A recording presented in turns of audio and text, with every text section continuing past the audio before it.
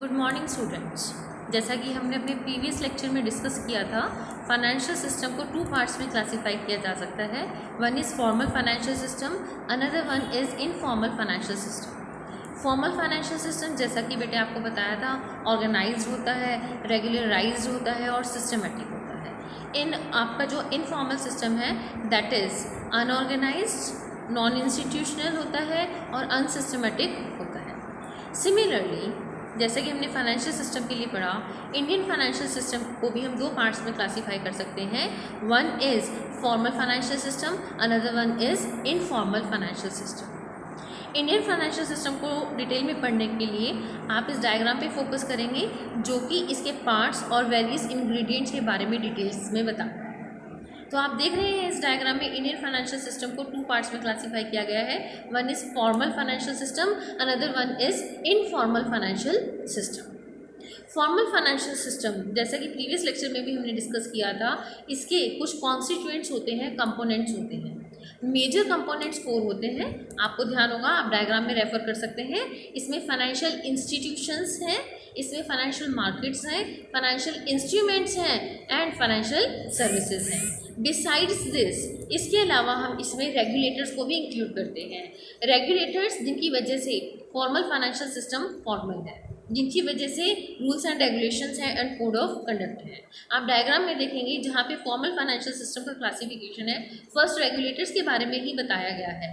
और रेगुलेटर्स में हम इंक्लूड करते हैं जैसे कि सेबी को, जो कि सिक्योरिटी मार्केट को कंट्रोल करने का काम करता है, ऐसे ही आरबीआई को, ऐसे ही हम इंक्लूड करते हैं गवर्नमेंट ऑफ इंडिया की मिनिस्ट्री ऑफ फाइनेंस को, as well as we include the IRDA, that is the insurance regulatory development authority.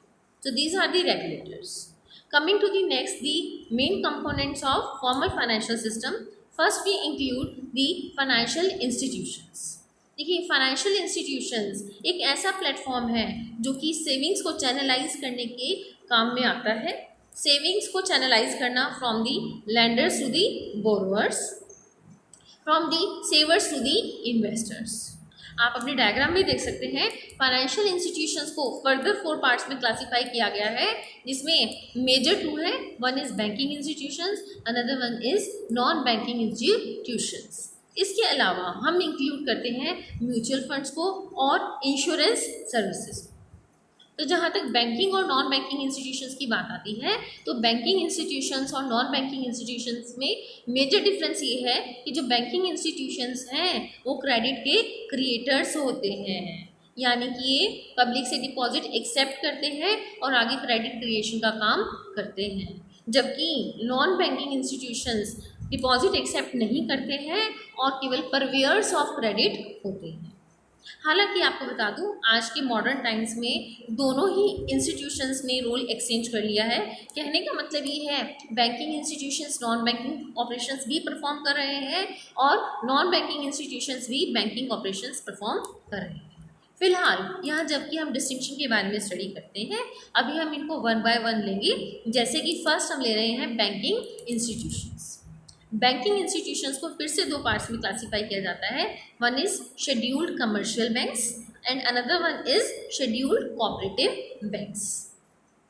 जो शेड्यूल्ड कमर्शियल बैंक्स हैं, आपको पता है, ऐसे बैंक्स जो कि आरबीआई के शेड्यूल में मेंशन हैं, इनको फर्दर क्लासीफाई किया जाता है। जैसे कि आप डायग्राम में देख सकते हैं, इसमें हम इंक्लूड करते हैं पब्लिक सेक्टर बैंक्स को, प्राइवेट सेक्टर बैंक्स को, foreign banks operating in India and regional rural banks. Public sector banks ऐसे बैंक्स होते हैं जो कि नेशनलाइज्ड बैंक हैं और जिनका major control government of India के पास है। प्राइवेट सेक्टर बैंक्स में हम इंक्लूड करते हैं ऐसे बैंक्स को जिनकी ownership, management and control private sector के हैंड्स में है। फॉरेन बैंक्स, आपको पता है, in today's time of globalisation, localisation, बहुत सारे फॉरेन बैंक्स ने इंडियन मार्केट की प्रॉफिटेबिलिटी को देखते हुए इंडियन फाइनेंशियल सिस्टम में अपने ऑपरेशंस को स्टार्ट किया है। नेक्स्ट हमारा इसमें आता है रीजनल रूरल बैंक, जो कि स्मॉल लेवल पे इन्वेस्टर्स और सेवर्स की रिक्वायरमेंट को फुलफिल करने का काम करते हैं। तो ये है हमारे शेड्यूल्ड कमर्शियल बैंक्स।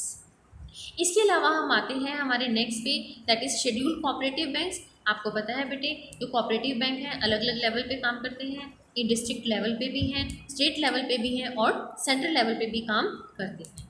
इस टॉपिक को हम डिटेल में लेंगे जब हम इस पर डिस्कशन करेंगे। फिलहाल इतना ही। फिलहाल फाइनेंशियल इंस्टीट्यूशंस में जो हमने फर्स्ट पार्ट किया बैंकिंग इंस्टीट्यूशन, 2 पार्ट्स को हम डिस्कस कर चुके हैं, scheduled commercial banks and scheduled cooperative banks. इसके अलावा इसमें आते हैं बेटे नॉन बैंकिंग इंस्टीट्यूशंस, जिसमें हम इंक्लूड करते हैं नॉन बैंकिंग फाइनेंस कंपनीज को और डेवलपमेंटल फाइनेंशियल इंस्टीट्यूशंस को, जिसके बारे में आपने बहुत बार पढ़ा है। आपको बता दूं, डेवलपमेंटल फाइनेंशियल इंस्टीट्यूशंस जो होते हैं ये मल्टीपल लेवल पे काम करते हैं, जैसे कि ऑल इंडिया लेवल पे काम करने वाले इंस्टीट्यूशंस आपने पढ़े हुए डिटेल में पहले भी, IDBI, SIDBI, IDFC और नाबार्ड को हम इसमें इंक्लूड करते हैं। List is not this only, इसमें हम और इंस्टीट्यूशंस को भी इंक्लूड करते हैं।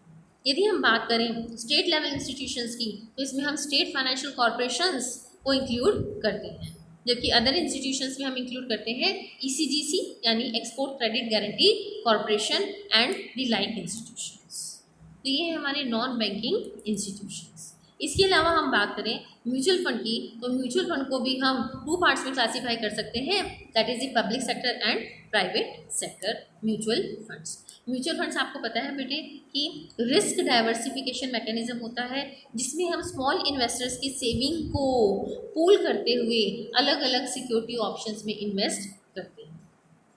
नेक्स्ट इसी में हमारा आता है insurance and housing finance companies, जिसमें हम not to forget to mention about the HDFC bank. तो ये हमारा फर्स्ट कैटेगरी है जो कि फाइनेंशियल इंस्टीट्यूशंस की है, और इसमें हम उन सभी एंटिटीज़ को इंक्लूड करते हैं जो कि हमारे फंड्स को चैनलाइज करने का काम करते हैं, फंड्स के एलोकेशन का काम करते हैं। नेक्स्ट हमारा जो इंग्रेडिएंट आता है, कंपोनेंट आता है, that is the financial markets. देखिए, मार्केट्स एक ऐसे मैकेनिज्म को रिप्रेजेंट करती है जिसमें पर्सन्स अपना फाइनेंशियल क्लेम रिप्रेजेंट करते हैं। ये जो फाइनेंशियल मार्केट्स हैं इनको ब्रॉडली हम 2 पार्ट्स में क्लासीफाई कर सकते हैं। One is what we call as capital market, another one is money market. Capital market ऐसी मार्केट है जहाँ पे फंड्स की डीलिंग लॉन्गर टाइम पीरियड की होती है, normally for more than 1 year, जबकि जो मनी मार्केट है इसमें फंड्स की dealing is normally for less than 1 year. Dealing से यहाँ पे मतलब है buying, selling and transfer of securities. आप अपने डायग्राम में देख सकते हैं फाइनेंशियल मार्केट का जो क्लासिफिकेशन है, यहाँ से आप देखेंगे दैट इसको हम क्लासीफाई कर रहे हैं between the capital market and the money market. Capital market को further we can classify into the equity market and the debt market. Equity market ऐसे क्लेम्स को शो करती है जो कि ऑनरशिप राइट्स देते हैं, जबकि जो डेट मार्केट है वो क्रेडिटरशिप को शो करती है। इन दोनों ही तरीके की मार्केट्स को 2 पार्ट्स में फर्दर क्लासीफाई कर सकते हैं, जिसको हम प्राइमरी और सेकेंडरी मार्केट बोलते हैं। प्राइमरी मार्केट आपको पता है ऐसी मार्केट जहाँ पे सिक्योरिटीज़ को फर्स्ट टाइम इशू किया जाता है, जबकि सेकेंडरी मार्केट ऐसी मार्केट्स हैं जहाँ पे सिक्योरिटीज़ की सब्सिक्वेंट डीलिंग की जाती है। तो चाहे वो इक्विटी है या डेट मार्केट है, दोनों को ही प्राइमरी और सेकेंडरी मार्केट में डिवाइड किया जा सकता है। डेट मार्केट में मॉडर्न कंसेप्ट के अकॉर्डिंग हम डेरिवेटिव्स को भी स्टडी करते हैं। डेरिवेटिव्स आपको पता है आर दी फाइनेंशियल इंस्ट्रूमेंट्स जो कि फ्यूचर डेट पे सेटल किए जाते हैं। इसी तरीके से हमारे पास आता है money market. Money market instruments के बारे में भी आपने पढ़ा हुआ है। इसमें भी include number of instruments like treasury bills है, सर्टिफिकेट ऑफ डिपॉजिट्स है, कॉल मनी मार्केट है, कमर्शियल पेपर्स हैं। ये सब की जो मैच्योरिटी पीरियड है it is less than 1 year. Again money market को भी 2 पार्ट्स में क्लासीफाई किया जा सकता है, primary as well as secondary. कहने का मतलब ये है whatever market it is, the capital market और the money market, further classification equity or debt market all can be divided into primary and secondary market, right? next जो है हमारा next component is financial instruments। Instruments की जहाँ तक हम बात करते हैं इसको हम टाइम पीरियड के बेसिस पे डिवाइड करते हैं। फाइनेंशियल इंस्ट्रूमेंट्स हमारे क्लेम को शो करते हैं किसी पर्सन या ऑर्गेनाइजेशन के against for the payment at a future time period.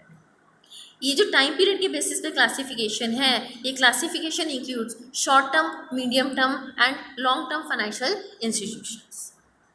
Instruments. जो शॉर्ट टर्म इंस्ट्रूमेंट्स हैं ये लेस देन 1 ईयर के लिए होते हैं। मीडियम टर्म इंस्ट्रूमेंट्स जो है 1 to 3 ईयर्स के लिए होते हैं, और जो लॉन्ग टर्म इंस्ट्रूमेंट्स हैं it is more than 3 years. I repeat once again, जो आपके शॉर्ट टर्म इंस्ट्रूमेंट्स हैं these are normally for 1 year, medium term instruments हैं 1 to 3 ईयर्स के लिए होते हैं, और लॉन्ग टर्म इंस्ट्रूमेंट्स जो है वो मोर देन 3 ईयर्स के लिए होते हैं। इन सभी इंस्ट्रूमेंट्स को भी हम प्राइमरी और सेकेंडरी सिक्योरिटीज़ में डिवाइड कर सकते हैं।